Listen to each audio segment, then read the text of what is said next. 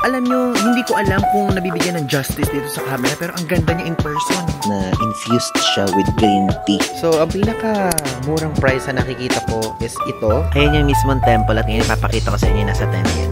Ang mahal, puro 1,000 plus. Hello guys! I'm back again with another video at ngayon, nabasa nyo naman sa title, tayo po ay pupunta sa matcha capital dito sa Japan, okay? And alam nyo naman, mahilig talaga ako sa matcha. Lagi kong iniinom ang matcha, mapamapait, mapamatamis, ganyan. At ngayon, nakapunta na ako dun before, second time ko na. Pero nung nagpunta ako dun before kasi paggabi na, kaya sarado na yung mga ibang cafe dahil first timer ko dun sa Japan. And ngayon, babalikan natin, at least ngayon naman, napakaaga naman natin. And I'm so excited dahil kung alam nyo lang, yung Uji, doon po nagmumula yung mga stocks ng masasarap na matcha sa iba't ibang bansa, okay? And isa na rin doon siguro yung mga ibang stores sa Pilipinas na masasarap yung matcha, baka dito din galing yun sa Kyoto, okay? Let's go! If ever kung pupunta kayo sa Uji, Kyoto, from here sa city center ng Kyoto, is 20 minutes lang via train. Wala ko ng payong ulit ngayon kasi akala ko uulan. Eh, kalalabas ko lang ng mismo hotel, di ba? Tirik na tirik ang araw. Okay lang, gagamitin ko na lang siya pang araw. Ngayon ulit tayo dito sa 7-Eleven para bumili ng ating paboritong onigiri. Kasi hindi naman tayo nag-onigiri pagka nasa Pilipinas tayo or nasa ibang bansa. Ito po ay 128 yen, tuna mayonnaise. Plus, bumili tayo ng water. Ito, ano ba yung pinakamura? Ay, ang mura naman ito. May mas mura pa pala. May 112 yen pala. Sasakyan natin. So, sasakay tayo dito sa Hankyu, yung katabi lang ng hotel natin dito sa Kyoto, Omiya Station. Then, bababa tayo sa Kyoto Kawaramachi Station. Maglalakad tayo ng 8 minutes. Then, sasakay tayo sa Gion Shiho Station. 3 stops yun. Bababa tayo sa Chusho Jima Station. Then, next naman, sasakay ulit tayo sa Chusho Jima Station. Sa Uji Line naman, 7 stops yun. Pinaka-last natin is Uji Station. Okay, dito sa Google Maps, ang total fare ng ating ride is 490 yen. Andito na tayo ngayon sa Kyoto Kawaramachi Station. And ngayon, lalabas tayo dito sa Exit 1 dahil lilipat naman tayo dito sa Keihan Line. Ngayon, papasok na tayo sa entrance ng Keihan Railway Gion Shiho Station. Sabi ko nga sa inyo, 3 lines ang ating sasakyan ngayon. So, pangalawa na to. Touchdown! Andito na ngayon tayo sa Uji, Kyoto. And gusto ko lang share sa inyo, hindi ko nasabi kanina, na dito, pag pupunta kayo ng Uji, tignan nyo. Yung train, color matcha din siya. Color green tea. And dun din sa isa, oh. So, let's go! Ang ganda ng paligid, oh. Very green, green, green. Again, prepare nyo lang itong ganitong card, yung IC card. Oh, 786 na lang ang laman ng ating Ikoka card. Ang ating pupuntahan, ang Byodoin Temple. Ang Ujigami Jinja Shrine. If ever kung need nyo maglagay ng mga bag nyo, kunyari yung malaking maleta nyo, ilalagay nyo dyan. Ito, 800 yen, yung malaking size ng locker. Yung medium size naman is 700 yen. Tapos ang pinakamaliit naman, 500 yen. So, kung maglilibot kayo na dala nyo ng maleta nyo, pwede dyan. Ilalagay ko na sa Google Maps natin yung Byodoin Temple. Let's go. Here mismo sa Uji Station, walking distance lang siya. Like, super lapit. Sabi, ang ganda!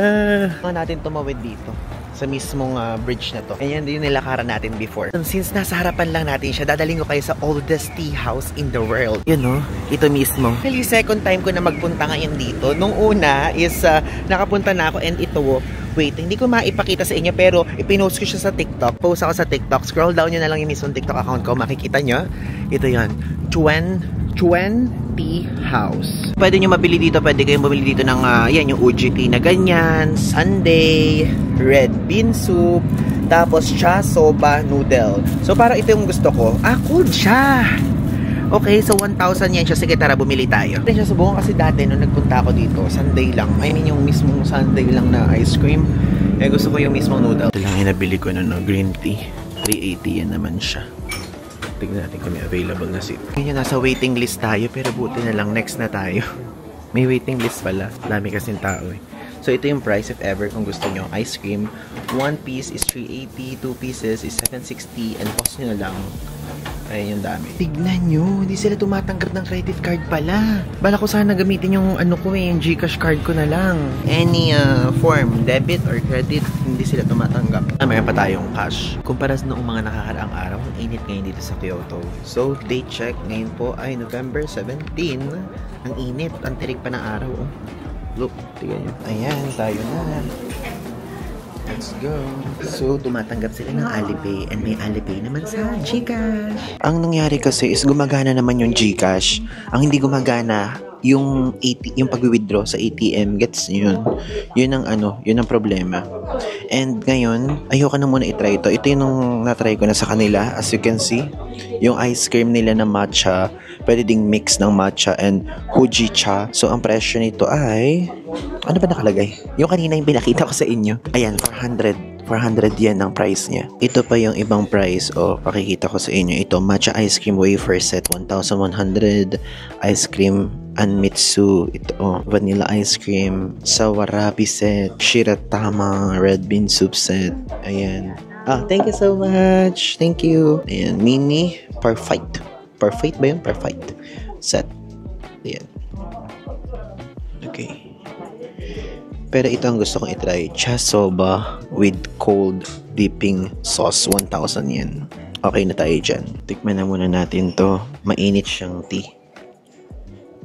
Sarap. Lasan siya Okay, let's go. One chasoba with the cold dipping sauce. Yeah, only that one. Okay, thank you so much.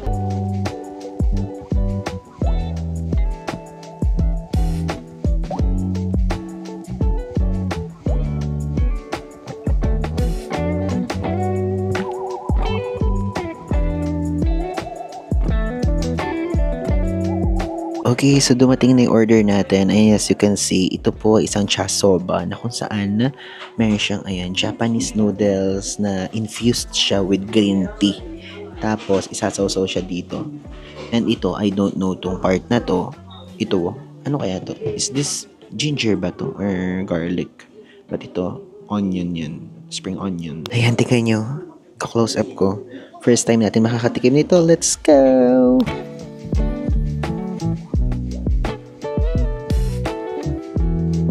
Tikman na natin kung okay siya. Bumabulong ako kasi may mga tao dito sa paligid ko.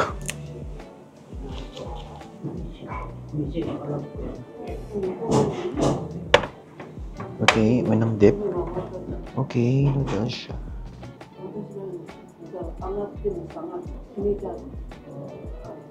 Wala naman ako naaamoy na tea. Pero sabi sa menu, cold daw to guys. Cold. Kaya nga ba? Ano naman? Wala bang maliit lang? Ay, dikit na dikit. Ito, dip natin. I-dip dito.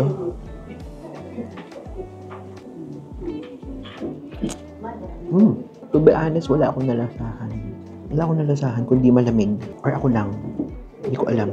Ay, ang haba naman kasi. Oo, hindi man lang kasi ba't hindi man lang ikaw maputol? Pero ang lamig, super lamig niya. Like literally. Lalapit ko nga sa bibig ko kasi nahihiya ako eh.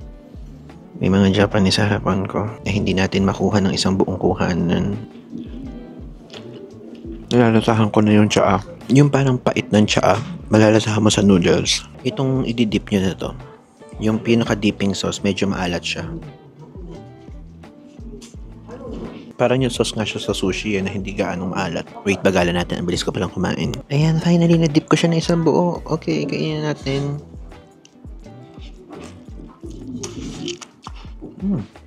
Mas na-appreciate ko yung lasa niya.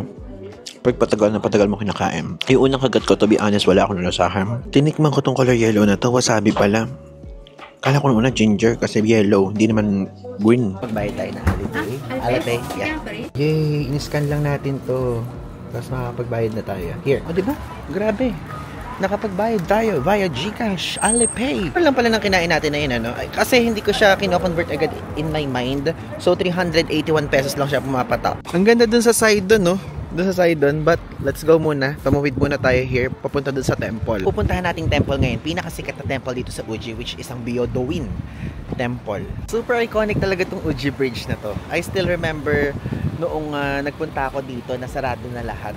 Nanun ko lang na-realize na kaagang nagsasara lahat ng mga establishments dito sa Kyoto area. Sa train line doon ako sumakay Hindi doon sa sinakyan natin kanina. And yung kanina, yung sinakyan natin ngayon, parang mas okay siya. Yan lang yung mga signs na yun. Natin nyo, World Heritage Site, Byodo-in Temple. Tapos ito yung sikat Tempura to si sasawsaw sa matcha salt. Yan yung gusto ko ding matikman mamaya. Grabe kain pala tayo whole day dito ng mga matcha goodies. Tapos after na gusto ko naman is mag-ice cream naman ako ng matcha. Para lahat matikman natin.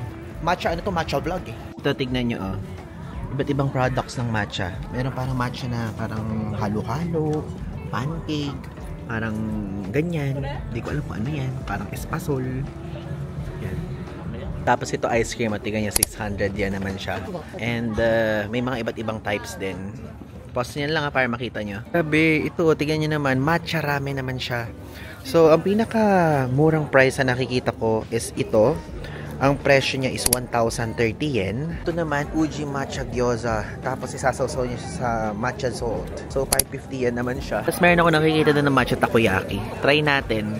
Though, hindi ko alam kung ano yung trippings ko mamaya. Pero kakain tayo ng iba't iba pang matcha product. Tignan nyo to. Ayan yung mga matcha products na stuff.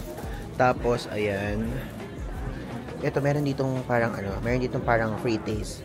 Kumuha tayo ng isa. Hygienic pa yun yung dakot-dakotan ng lahat ng palista doon. Pero okay lang. Ang presyo nito ay 450 yen. Ay, masarap. Para siyang apa. Na may matchang aftertaste.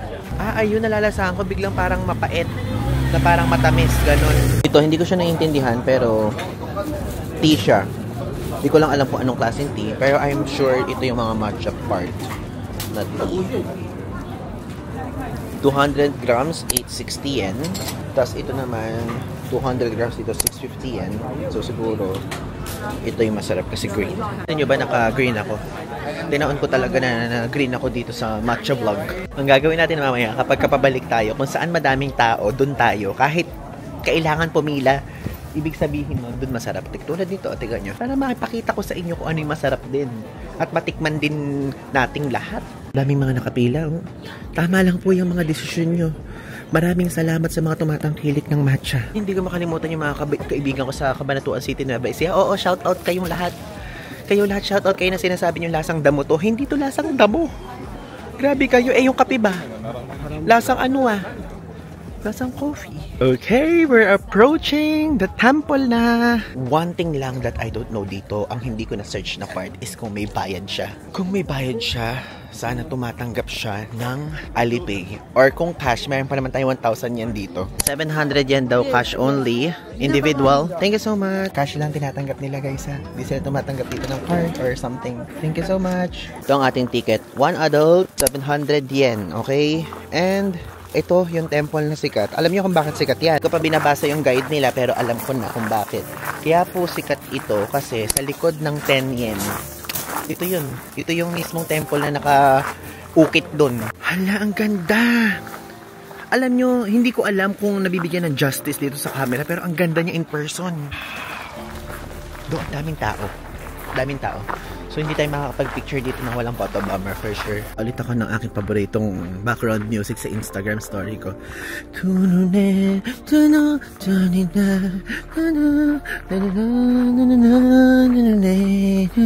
lang yung alam ko. Yun lang yun. Taga mga nasa temple tayo, no? Talagang, kailangan mahina lang ang boses at nakakahiya ditong maging full energy. Ito po ang temple na yon. So if ever, kung kayo po ay hindi nyo pa nakikita ang mismong 10 yen, ilalagay ko dito sa screen. Ayan, ilalagay ko dito yung screenshot ng mismong 10 yen na kung saan ito yung temple na yon. Di ba? Ang galing! Yan, nakikita nyo sa screen, yan ang tinatawag na Phoenix Hall or Hudo. Tapos yan yung temple's main feature na kung saan yan yung UNESCO World Heritage. Diba? Na site. So yung sasabi ko lang sa inyo, 10 yen. Hindi lang sa 10 yen yan, kundi pati sa 10,000 yen bill. Yung 10 yen coin yun. Tapos yung 10,000 yen bill, ilalagay ko dito. Turing! Ayan yung mismong temple at yan ipapakita ko sa inyo nasa 10 yen. Since may 10 yen pa pala ako here. Ayan o. Ayan po yun. Diba? Galing!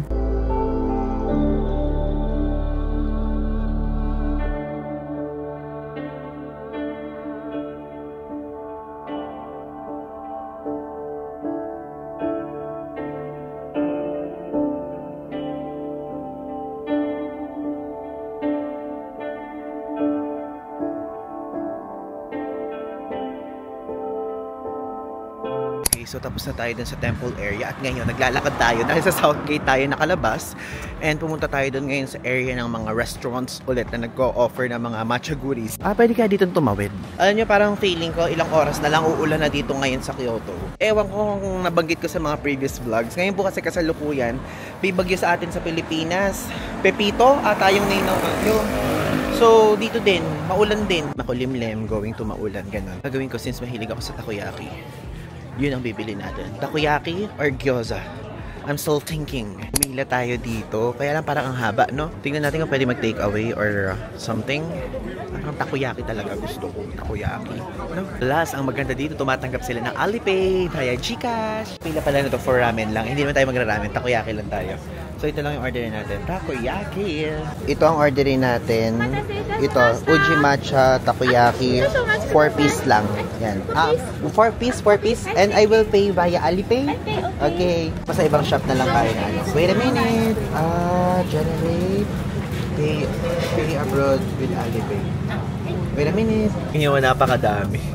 Nakatuwa. Ngayon, tikman na natin ang pinagmamalaki nilang Uji Matcha Takoyaki, okay? Ito po ang itsura. 4 pieces siya. And, amoy takoyaki lang din naman yung aamoy ko. Pero I don't know kung ano yung special sa kanya kumpara sa mga normal ones. Tikman na natin. And, parang itong color green na to. Alam niyo yung parang normal sauce. Ano ba yung Kewpie ba yun? Kewpie? Yun. Basta yung parang pang takoyaki. Parang nilagyan na nila ng color green. I don't know kung sa loob meron kakaiba. So, let's taste it. Tingnan ko muna baka mainit na naman to. Mapaso na naman tayo. Okay. Yung loob niya parang medyo green-green din, no? So, hindi punong-puno yung laman ng loob. It's okay. Okay.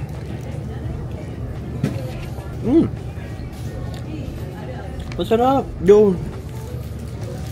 Wala akong nalalasahang matcha, to be honest. Pero masarap. Ayun. May pa-air. Yung parang pait ng tea. Yan. Ito pa. Pero nararamdaman ko yung arat ng sauce. Yung mismo takoyaki itself, hindi siya siksik sa loob tulad ng mga ibang Japan takoyaki. Kaya alam nyo, type ko. Yung pagiging takoyaki, I can rate this one 9 out of 10.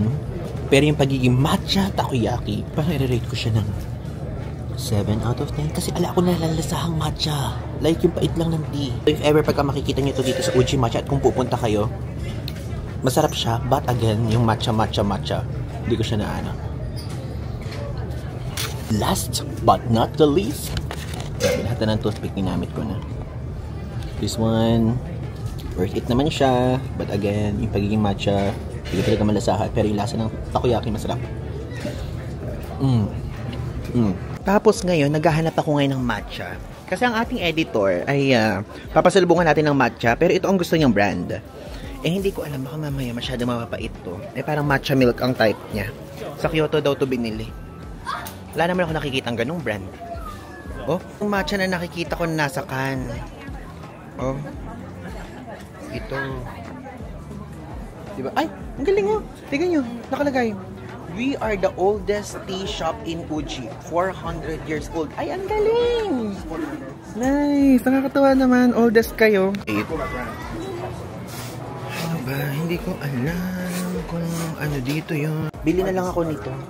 Pero kasi ano yun, matcha milk parang green tea lang to Green tea lang. Kailangan ko matcha milk. Bakit ala dito? Yes, ikaw. Wag mong i-edit out to. Ang ating editor, wag mong i-edit out. Bakit wala akong makita nung gusto mo dito? Baka naman sa 7-Eleven niya nabibili.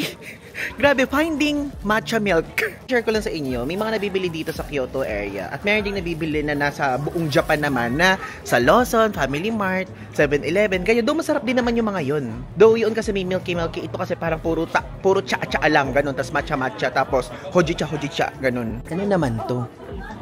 Wait, ay ba't ang mahal? Puro 1,000 plus. Ay, ang mahal. Mahal. Diba ang bilis kong lumabas? Ang mahal Sige, bumili tayo nito. Tignan natin kung tumatanggap sila ng Alipay or something. Ano ba yung kaiba ng 600 to 500? 2.5 lang percent ng matcha. Ito 3.5. Doon tayo sa matapang na matcha. Okay. Do you accept Alipay? Cash only. Okay, sorry. Thank you. Umurong tayo. Dito sila nag-a-accept ng ng Alipay. Cash lang. Mag-ano tayo? Mag-ice cream. Matcha ice cream. One matcha. This one? Matcha ice cream? Yes. The ice cream. Let's go. 350 yan 350 yan. Matcha ice cream. Tapos lalagyan nila ng powder on top. Wow. Ayan. Ayun. Thank you so much. Here it is. Meron tayong matcha. Umupo na lang muna tayo dito. Pwede naman siguro dito. Saan tayo maupo? Look, tignan nyo kung gaano siya ka-fine. Tapos ang tangkad I mean, ang daming serving. Let's go! Kikainin na natin. Let's go. Ay, ang sarap ang tamis. Nami mapait. Pait. Na matcha nga. Ang sarap. Oh, kumain din kayo. Worth it siyang bilhin. If ever kung gusto niyo bumili din kayo, this place is literally heaven for us. Sa ating mga matcha lovers. I can't explain yung pinaka-specifics. Pero, yung pait niya talaga, nangingibabaw. At the same time, nangingibabaw din yung tamis. Kasi dito sa Japan, meron dito mga matcha na kapag uminom kayo or kinain nyo, mararamdaman nyo pait lang. Pero ito, best of both worlds. So natin yung ice cream, and so far, I'll rate that ice cream 9 out of 10. Ngayon, since isa na lang na food ang kaya kong kainin muna, for now, ang pinagpipilian ko is gyoza or tempura. Basta isasaw-saw sa matcha soul. Kasi dito lang ako nakakita ng gyoza, na Uji matcha gyoza. Sabi nila lang din natin ito ng takoyaki. What do you think? Tikman na rin natin? Sige, tikman na rin natin. Ayan, ito ang matcha gyoza na nabili natin dito sa halagang 550 yen. And nagbayad tayo via Alipay, 209.64 pesos siya. And ito, meron ditong matcha salt. Hindi yan basta-basta matcha powder lang, kundi salt yan. Ngayon, let's taste it. Okay, tikman na natin. Dahil dumidilim na. So muna natin sa mismong matcha salt. Ito yung itsura niya pagka malapit. Color green. Pero yung loob, puro laman naman siya. Pero meron mga green na ganyan na. Medyo maalat siya. Parang sakto lang naman pala. Nag-iiba-iba yung lasa bawat tumatagal sa bibig nyo. Dikit-dikit. Kumuha tayo na madaming matcha salt para matikman natin ang abutin. Yung matcha salt, lasang salt lang talaga. Wala ding matcha ako nalalasahan doon sa matcha salt. Pero dito, ramdam mo na iba yung mismong parang pinaka-wrap niya. Hindi normal. Ubus ko na siya, so I will rate this gyoza na matcha 8 out of 10. Iniikot ko naman itong isang side, and meron pa rin dito mga nagtitinda ng ice cream. Ay! May Starbucks! Wow! Hindi ko anticipate na meron yan. Ako nakikitang pinifeature yan sa mga videos. Ganda naman itong tea house na to. Tingnan nyo itong bahay na to. Katabi lang niya yung temple na pinunta natin kanina sa mga matcha place. Sawa na kaya sila sa matcha? Swerte nila, no? Nakatira sila sa matcha capital of Japan. Ito yung bridge na nakikita natin dun kanina sa Uji Bridge. Tayo dyan, going there sa bridge na yun, tapos pabalik dun sa train station natin kanina.